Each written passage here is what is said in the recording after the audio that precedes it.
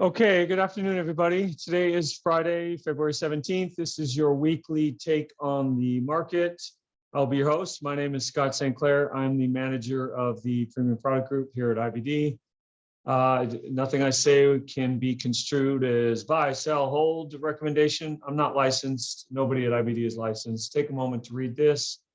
It is about 12 o'clock noon. I have a meeting here in about 20 minutes, so I have a hard stop.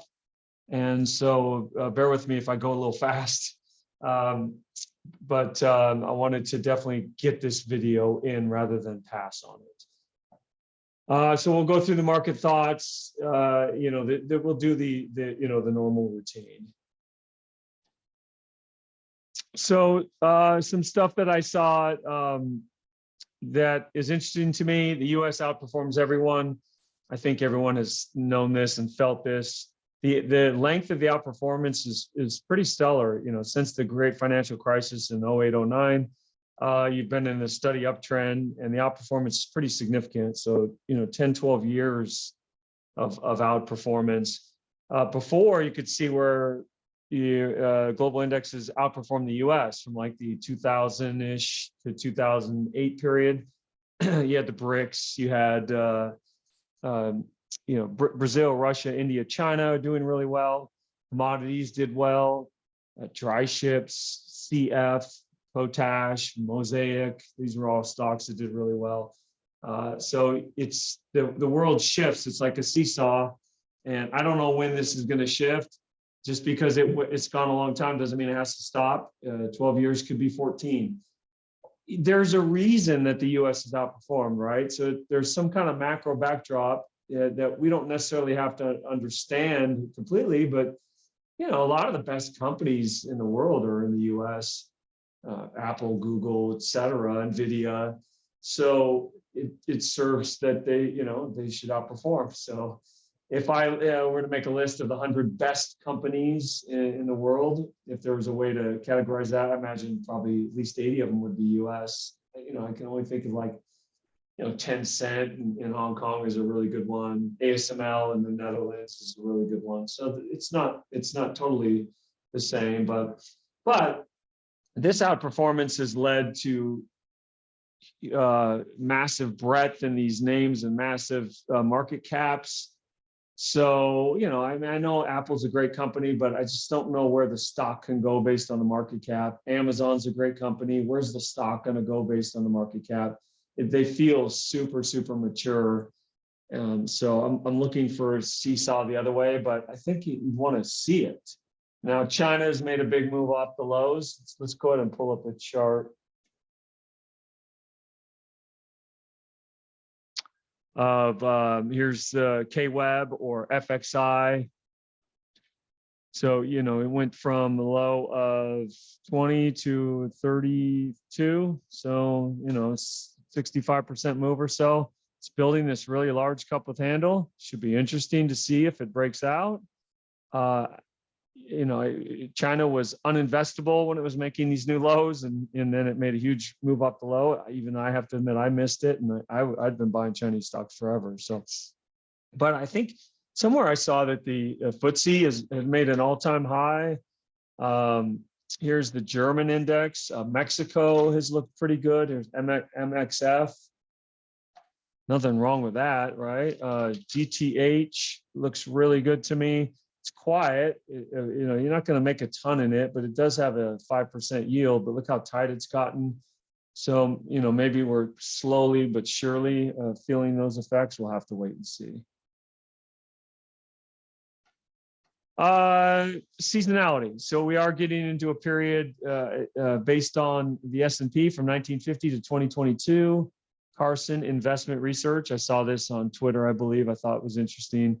You're getting to one of the weakest times of the year. Seasonality works. It doesn't mean it works every time, but I do like to be aware of the seasonality. I know that at O'Neill, the portfolio managers, the team had studied the returns of the portfolio managers, including Bill, in their best performances in the last quarter. Their best month is December. Now, they had one outlier, which is 1999 as a quarter and as a month, December. but even if you remove that, it's still their best time frame. And this is, 30, 40 years of history. So seasonality matters. Animals migrate, and humpback whales go up and down, and great white sharks go up and down the coast of California. So there's something to it, cycles and seasonality.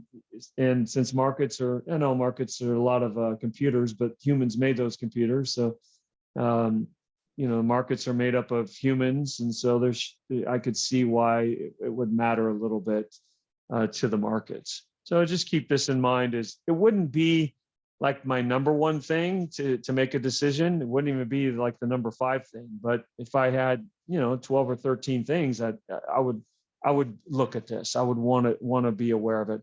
I once went through and did my whole account, like monthly returns on average, kind of like what they had done at O'Neill. And I just didn't see anything that I could, say, whoa, I should never trade in March or something like that. So there wasn't anything that I could make out from it, but I do know at O'Neill, they really love the fourth quarter. That seems to be their bread and butter. The average U.S. holding period for stocks has collapsed throughout history, and there's a few reasons for this. I think there's a lot more stocks. So, if there's only Coca-Cola and Procter & Gamble and IBM, you're going to hold those a little bit longer. Now there's so many options. There's so many newer companies that come and go. So you might not want to hold those that long. I think the information has disseminated so fast that I think I mentioned on the last one, I feel like what used to take days or used to take weeks now takes days. It used to take days, now it takes hours. Imagine, before you'd have to, you might have to read the newspaper what the Fed did, something crazy like this. So everything is in fast motion, and I don't play a lot of poker, but I do like it. I think there's some good analogy to playing poker and investing, and in a poker game, if there's 10 of you, and let's say I'm playing with 9 maniacs, guys and girls that are raising every hand, they're calling with everything, it doesn't matter, then I want to play tight. I want to play the opposite. So I want to play premium hands because I know they're going to give me action when I have premium hands. And the other way around, let's say I get to a table and I notice everyone is only playing premium hands. They only play kings, aces, ace, king. Well, then I want to be more aggressive because I know they're never going to call me if they have jack 9 or queen 5. So I just keep winning small pots. If they call me, then I know, hey, they probably have a premium hand. I better slow down and go ahead and stop. And so I think you want to, at extremes, you want to do the opposite of what everyone is doing. That's kind of what the objective of this is. So as people are becoming more impatient, I think you want to become more patient. Now, this isn't easy, especially for me. I haven't been the most patient holder of stocks, but I'm trying to get better. I've gotten a little better, I feel like, in the last handful of years. And this just reinforces that behavior, I think, because if everyone is playing fast, then I want to play slow. Now, I love this. The contrarian in me tells me that maybe the bond market is tired of going down. I haven't really done a whole lot with bonds in my career, partly because there's been no money there. There's very little interest until recently. They've started to create, where you can get 4 or 5% or something like this. But before the bond market imploded, the bond market had a terrible year last year. You had this cover on Bloomberg Business Week, is inflation dead, right? Because you hadn't had inflation forever. The big fear was deflation. And that was right, almost smack dab right at the top of the turning point. And now you have another cover, why inflation will be hard to bring down. So now everybody, it feels like inflation will never go away. Even in my day-to-day life, people talk about inflation. The grocery store, the gas bill, for some reason, California has, our gas bill is outrageous. And I saw it in the Slack channel at IBD. People were talking about their gas bill, how high it was, how the $400 gas bill. That's what mine was for just a house. And, we use the gas, I guess, for a couple of things, to heat the pool, or the jacuzzi and turn on the heat. But it seems like just normal usage. And it used to be less than $100. So it's everywhere, right? Inflation is the big bugaboo that people are talking about. And so that tells me it's probably, doesn't mean it turns today, but we're getting close, I feel. And this guy Brent Donnelly has an index of these magazine covers where he'll do a trade, probably a paper trade, maybe it's a real one. So in this case, you would buy bonds today, and so we'll have to see. And what does that mean for stocks? I don't know, because if bonds go up, that means interest rates go down. So maybe that's good for stocks, or maybe it means interest rates are going down because the economy is poor. So that's bad for stocks. So really, it's hard to know what it means for stocks. I do know what it means for bonds. It means that bonds will go up if interest rates go down. Let's keep it simple there. So I do have a bond trade on. Let's see if this one works. Okay, let me pull up the indexes before I get into the industry groups. And for the sake of brevity, I think I'm going to pass on the industry groups, just so you know, because nothing has changed there. And I'm running out of time here. I went much longer on that section than I expected. What's new, huh? Okay, so here's the NASDAQ. You've had this really good rally, and now it's starting to come in. It's acting okay. Look, if you can go sideways for a while and then take out that, nothing wrong with this action. So the jury is still out. Right as we sit here, I don't know. I don't know whether to be long, short, sideways. And so I am both. I'm a tiny bit short and moderately long. And I'm just going to wait and see because I don't really know. That's the answer. And sometimes it's okay. You don't have to do something every time. Sometimes you just do nothing. There's nothing to do. The S&P, I mean, it looks very, very similar. They're highly correlated in this kind of recent rally. And then IWM, Russell, looks fine. Why don't we pull up bonds, since I talked about bonds? So, they're having a good day today, but it's below the moving averages. And TBT, which kind of tracks the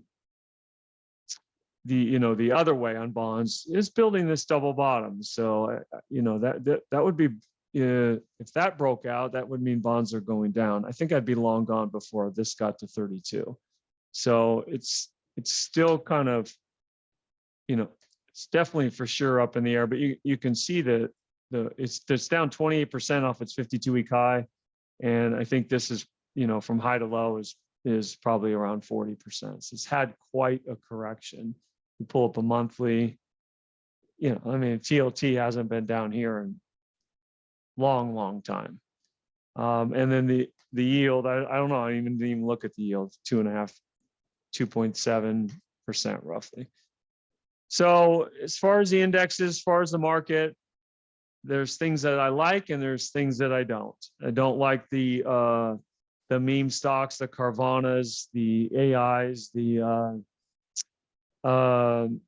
DraftKings, going up 16% in a day. And maybe it's the hater in me, since I don't own it, I hate it. I have to be careful on that regard.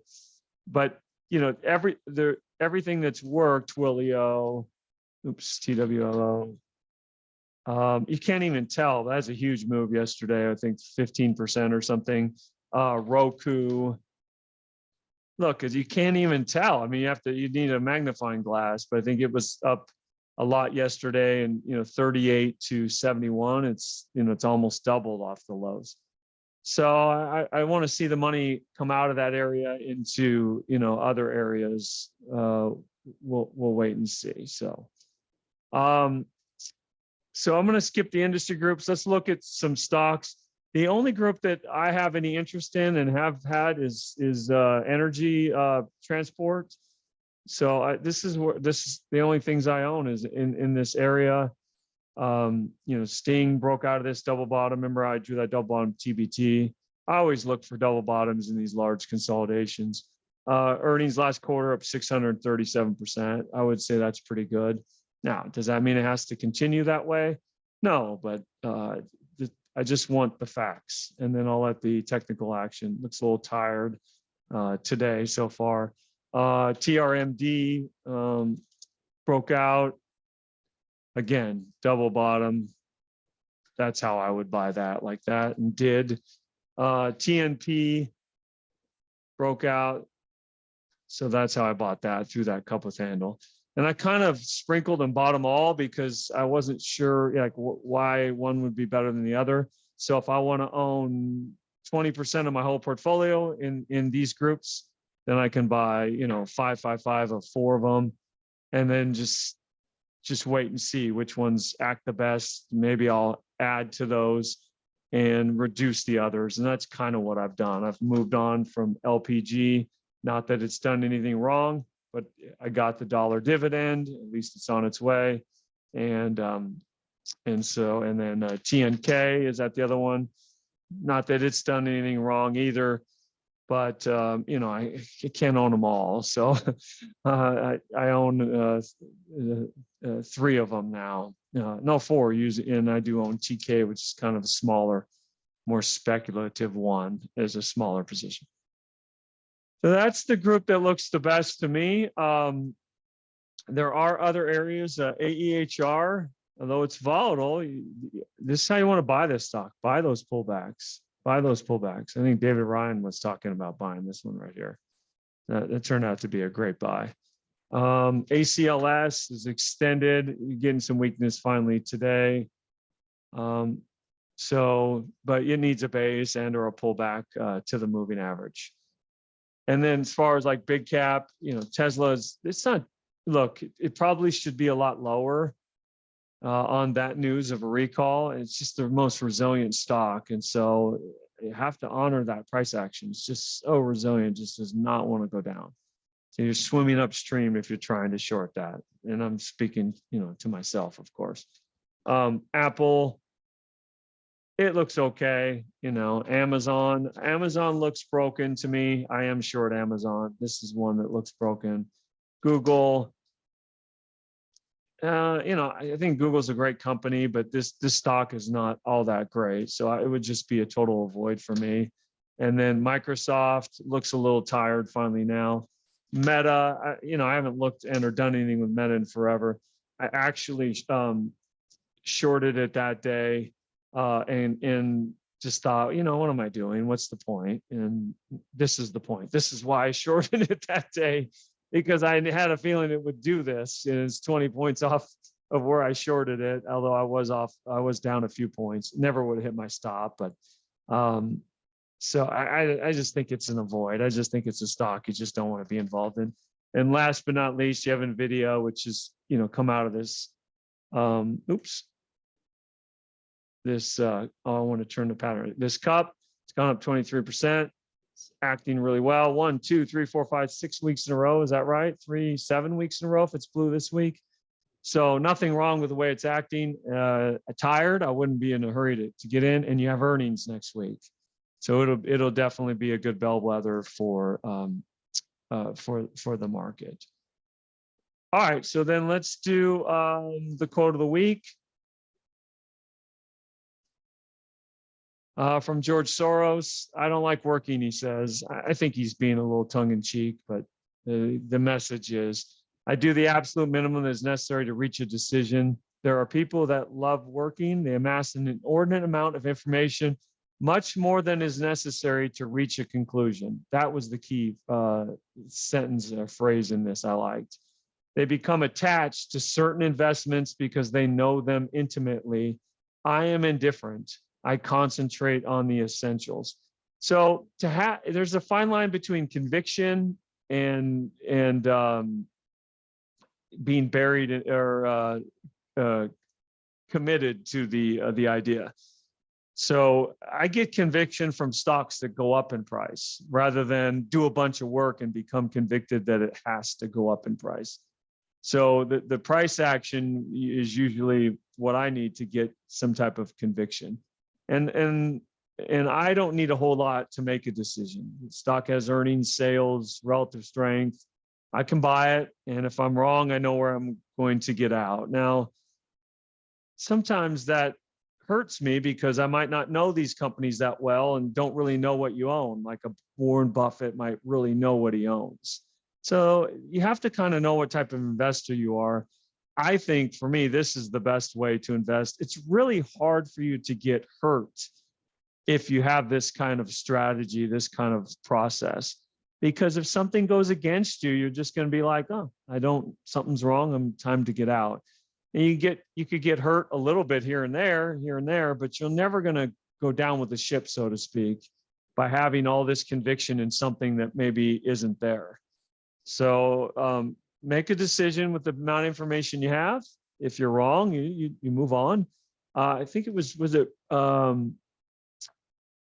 Bruce Kovner said, one of his mentors said, a great quote. He says, Michael taught me, you make your best judgment, being wrong, make your next best judgment, being wrong, making your next best judgment, then doubling your money. I like that. I have it pasted to my wall here. So I make a decision, I'm wrong, try again, wrong, try again, double your money. I mean, it's obviously not that easy, but that's the process. So, do enough that you can make a decision, you're comfortable with the decision you made, but not too much that you become married to it.